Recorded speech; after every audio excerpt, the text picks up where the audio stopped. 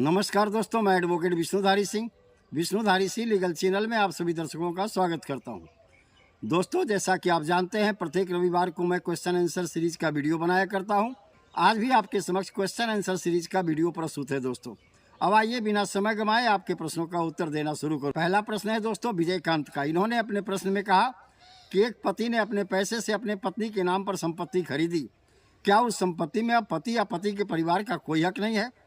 उत्तर में मुझे कहना है कि हिंदू सक्सेशन एक्ट की धारा 14 के अनुसार, यानी section 14 of Hindu succession act के अनुसार, कोई भी संपत्ति जब किसी महिला के नाम पर आती है तो महिला उसकी निरपेक्ष मालकिन, एब्सोल्यूट मालकिन हो जाती है, जब तक कि कोई कंट्रेरी यानी विपरीत बातें साबित न की जा सके।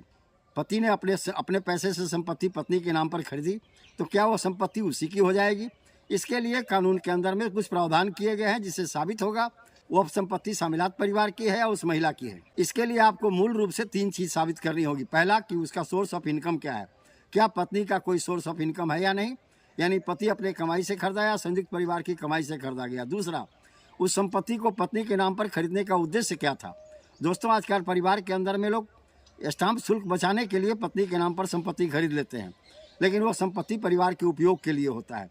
तीसरा है दोस्तों, उस संपत्ति का उपयोग किस प्रकार हो रहा है, क्या उस संपत्ति पर पत्नी का कब्जा है, क्या उस संपत्ति से जो आय प्राप्त होती है सालाना उसका उपयोग सिर्फ उसकी पत्नी करती है, क्या संपूर्ण परिवार में उस संपत्ति से प्राप्त आय खर्च होता है। 3 बातों को साबित करने के बाद यह साबित हो जाएगा कि यह संपत्ति शामिलात परिवार की है या पत्नी के नाम पर है।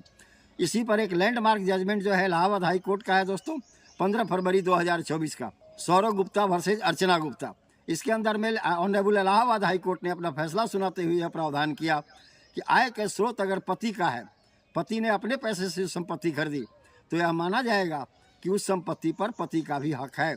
अगर उस संपत्ति से प्राप्त आय सारे परिवार पर खर्च होता है तो यह माना जाएगा कि वो संपत्ति शामिलात परिवार की है, न कि सिर्फ उस पत्नी की है। अगला प्रश्न है असीम फिरोज साहब का। इन्होंने अपने प्रश्न के उत्तर में कहा कि कोई सरकारी कर्मचारी सरकार का नाजायज दस्तावेज बना करके उसका उपयोग न्यायालय में करता है, क्या उस सरकारी कर्मचारी के विरुद्ध में भी क्रिमिनल केस किया जा सकता है? उत्तर में मुझे कहना है असीम फिरोज साहब, निश्चित तौर पर किया जा सकता है।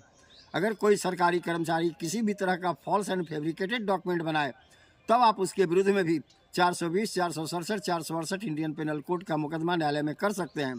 शर्त सिर्फ इतना ही है कि इसके लिए आपको उसके डिपार्टमेंट से प्रीवियस परमिशन की आवश्यकता पड़ेगी। अगला प्रश्न है सुंदरम साहब का। इन्होंने अपने प्रश्न के उत्तर में कहा कि चेक बाउंस का केस करने के लिए मुझे किन किन दस्तावेजों की जरूरत पड़ेगी। सुंदरम साहब, चेक बाउंस का केस करने के लिए मुख्यतः आपको 3 दस्तावेज की जरूरत पड़ती है। पहला, वह चेक जो कि बाउंस हो गया, आप उस चेक को बैंक में ले जाएंगे, बैंक उस चेक को बाउंस डिक्लेयर कर देगा, यानी उस खातेदार के नाम पर जिसने यह चेक दिया उसके खाता में कोई पैसा नहीं है। दूसरा, चेक बाउंस का बैंक के द्वारा जारी किया गया सर्टिफिकेट। और तीसरा, जिस व्यक्ति ने आपको चेक दिया उस व्यक्ति पर किया गया आपके द्वारा लीगल नोटिस। इन 3 दस्तावेज को लेकर के आप न्यायालय में चले जाएंगे और उस व्यक्ति पर जिसने आपको चेक दिया और वो बाउंस हो गया बैंक में, उसके ऊपर में आप चेक बाउंस का केस कर सकते हैं। इसका केस 139 निगोशिएबल इंस्ट्रूमेंट एक्ट के अंदर में किया जाएगा। अगला प्रश्न है रानी कुमारी जी का। इन्होंने अपने प्रश्न के उत्तर में कहा कि सिविल जज के यहाँ से मुकदमा हारने के बाद हाई कोर्ट में अपील करने की समय सीमा क्या है। उत्तर में मुझे कहना है रानी कुमारी जी, जब आप डिस्ट्रिक्ट जज के कोर्ट से मुकदमा हार जाते हैं उस जजमेंट के विरुद्ध में हाई कोर्ट में अपील करने की समय सीमा 90 दिन है, यानी 3 माह। अगला प्रश्न है राजेंद्र कदम जी का। इन्होंने अपने प्रश्न में कहा कि क्या कोई पैतृक संपत्ति में बिना बंटवारा किए कोई अपना हिस्सा किसी को वसीयत कर सकता है या किसी को दान दे सकता है। उत्तर में मुझे यही कहना है, नहीं कर सकता, क्योंकि शामिलात संपत्ति में आपके हिस्से का बाउंड्री फिक्स नहीं है कि आपका हिस्सा कहाँ पर पड़ा। समूचे शामिलात संपत्ति में सभी का टाइटल होता है और सभी का पोजीशन होता है। ऐसी परिस्थिति में एक निश्चित बाउंड्री के अंदर में आप अपने हिस्से की संपत्ति को किसी को वसीयत बिना बंटवारे की नहीं कर सकते।